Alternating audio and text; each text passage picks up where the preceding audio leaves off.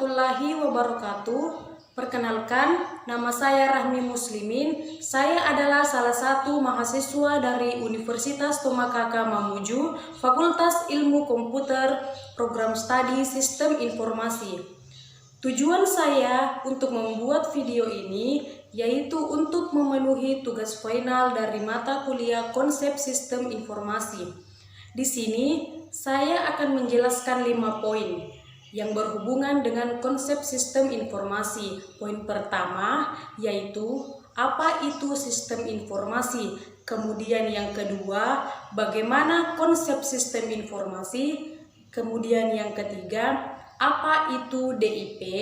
Yang keempat, komponen yang membangun sistem informasi. Kemudian yang kelima, sistem informasi dalam organisasi. Yang pertama yaitu sistem informasi. Sistem informasi adalah sistem yang dibentuk berupa komponen-komponen untuk mengelola data-data menjadi sebuah informasi guna memudahkan perhitungan dan mengefisienkan pekerjaan. Sistem informasi juga bisa dibagi menjadi dua, yaitu ada kata sistem dan informasi. Sistem berarti himpunan dari elemen-elemen yang berinteraksi satu sama lain untuk mencapai tujuan dari sistem tersebut. Dan informasi yaitu data yang telah diolah, sebagaimana data yang telah dikumpulkan kemudian diolah hingga menjadi suatu informasi. Yang kedua yaitu konsep sistem informasi. Konsep sistem informasi merupakan konsep bagaimana cara dari sebuah data menjadi sebuah informasi, yang dimana informasi itu bisa membantu pengambilan keputusan pada suatu organisasi atau perusahaan. Salah satu konsep contoh sistem informasi. Awalnya kita mempunyai sebuah data.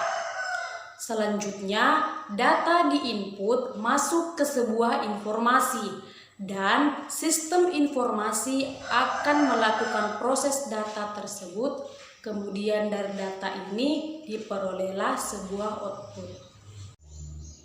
Poin ketiga yaitu DIP.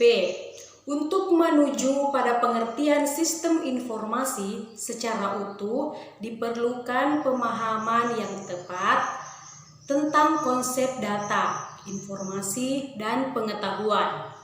Keterkaitan antara data, informasi, dan pengetahuan merupakan bahan utama yang diolah dalam sebuah sistem informasi.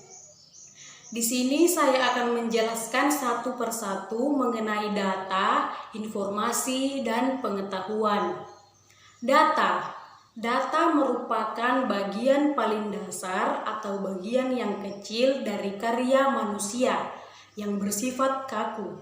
Merupakan representasi dari kata yang ditemukan dalam aktivitas sehari-hari. Saya kasih contoh, misalnya hari ini uang Rudi senilai 150.000. Itu salah satu contoh bentuk data.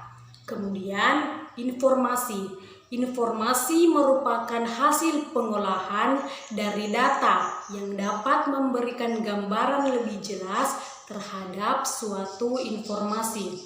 Yang ketiga yaitu pengetahuan. Pengetahuan merupakan hasil yang didapat dari suatu data menjadi sebuah informasi. Kemudian hasil itulah yang dapat kita tahu sebagai pengetahuan. Kemudian saya akan membagi data berdasarkan kegunaannya. Pembagian data berdasarkan sifatnya, yaitu data terbagi menjadi dua, yaitu ada data kuantitatif dan ada data kualitatif. Data kuantitatif yaitu suatu data yang dipaparkan ke dalam bentuk angka. Saya kasih contoh. Nilai mata kuliah Mira 80, dan nilai mata kuliah Yudi 90. Itu adalah salah satu bentuk data yang kuantitatif dalam bentuk yang dipaparkan dalam bentuk angka. Kemudian data kualitatif, suatu data yang dikerjakan ke dalam bentuk kata-kata yang mengandung makna-makna.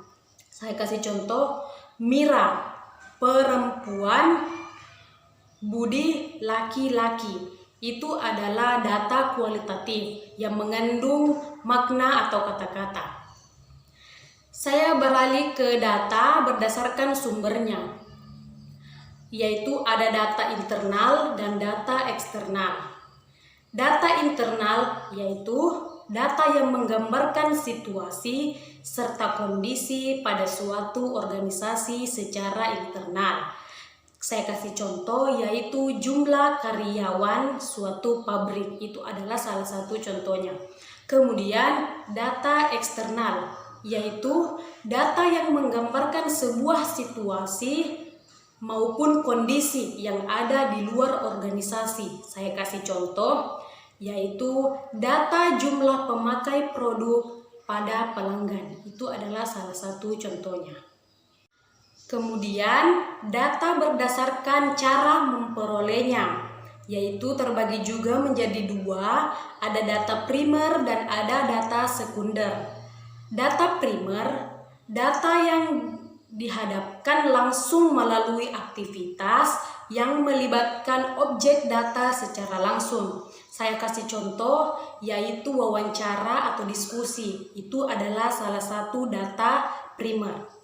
Kemudian data sekunder, data yang didapatkan tak langsung tetapi didapatkan melalui catatan atau laporan. Saya kasih contoh, yaitu data yang didapatkan dari buku. Itu adalah data tidak langsung.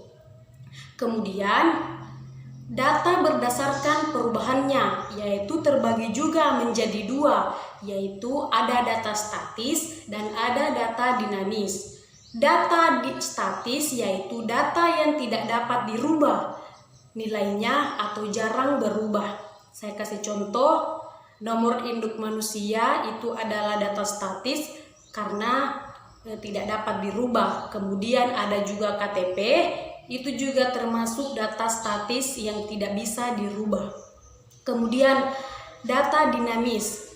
Data dinamis, data yang dapat berubah berdasarkan waktu tertentu. Saya kasih contoh, tabungan, gaji, itu termasuk data dinamis karena data itu dapat berubah berdasarkan waktu yang sudah ditentukan. Kemudian yang keempat yaitu komponen sistem informasi. Di sini komponen sistem informasi itu terbagi menjadi 6. Yang pertama, komponen sistem informasi perangkat keras atau hardware, di mana hardware ini mencakup peranti-peranti fisik seperti komputer dan printer. Kemudian yang kedua, perangkat lunak atau software, di mana software yaitu sekumpulan pengajaran yang memungkinkan perangkat keras untuk dapat memproses data. Kemudian yang ketiga yaitu prosedur. Prosedur sekumpulan aturan yang digunakan untuk mewujudkan data dan membangkitkan keuangan yang dikehendaki. Kemudian yang keempat, orang atau manusia, yaitu semua pihak yang bertanggung jawab dalam mengembangkan sistem informasi, dukungan dan penggunaan pembaruan sistem informasi. Kemudian yang kelima yaitu basis data atau database. Sekumpulan tabel, hubungan dan lain-lain yang terkait dengan penyimpanan data. Yang keenam yaitu jaringan komputer dan komunikasi data. Sistem penghubung yang memungkinkan sesumbernya. Ciri-ciri informasi yang pertama, informasi mempunyai nilai entah dia benar atau salah. Itu salah satu ciri-ciri informasi. Kemudian yang kedua baru, yaitu ciri-ciri informasi harus bersifat informasi yang baru. Kemudian yang ketiga, informasi itu bisa menambah informasi yang sudah ada. Kemudian yang keempat, informasi bisa membenarkan informasi yang salah atau korektif. Yang kelima, informasi sebagai penegas. Segala sesuatu informasi itu harus dipertegas adanya. Kemudian yang kelima yaitu sistem informasi dalam organisasi. Di sini saya akan memaparkan sedikit mengenai sistem informasi dalam sebuah organisasi. Sistem informasi dalam sebuah organisasi berguna untuk menyajikan sebuah informasi guna memberikan fungsi operasi manajemen dan pengambilan keputusan, dan adapun tujuannya untuk memenuhi kebutuhan manusia dalam sebuah organisasi perusahaan. Organisasi adalah sebuah wadah untuk sekumpulan orang yang bekerja sama secara rasional serta sistematis, yang terpimpin atau terkendali untuk mencapai tujuan tertentu dan memanfaatkan sumber daya yang ada di dalamnya. Sementara dalam dunia bisnis, organisasi merupakan sekelompok orang yang melakukan atau kolaborasi untuk mencapai suatu tujuan secara komersial dengan struktur yang jelas serta memiliki budaya secara khusus. Di sini saya akan menjelaskan peran sistem informasi dalam organisasi. Di sini peran sistem informasi dalam organisasi yaitu ada 7. Yang pertama, memberikan kualitas data yang tersaji secara tepat waktu bagi para pengguna. Yang kedua, organisasi memakai sistem informasi guna memproses transaksi-transaksi dalam organisasi. Yang ketiga, yaitu mengembangkan perencanaan yang efektif. Yang keempat, guna mendukung pengambilan keputusan. Yang kelima, guna perencanaan yang strategis, tujuannya untuk mengembangkan strategi suatu organisasi. Yang keenam, menyediakan bagi para pengelola organisasi data maupun yang menyangkut dengan pelaksanaan tugas organisasi. Yang ketujuh, guna meneliti kebutuhan keterampilan sebagai pendukung sistem informasi. Sistem informasi sangatlah berguna bagi perusahaan ataupun organisasi-organisasi lainnya. Tanpa adanya sistem informasi, organisasi tidak dapat berjalan dengan efektif dan efisien. Baik, demikianlah video dari saya. Semoga video ini bisa berguna dan bermanfaat untuk semuanya. Akhir kata saya ucapkan Assalamualaikum warahmatullahi wabarakatuh.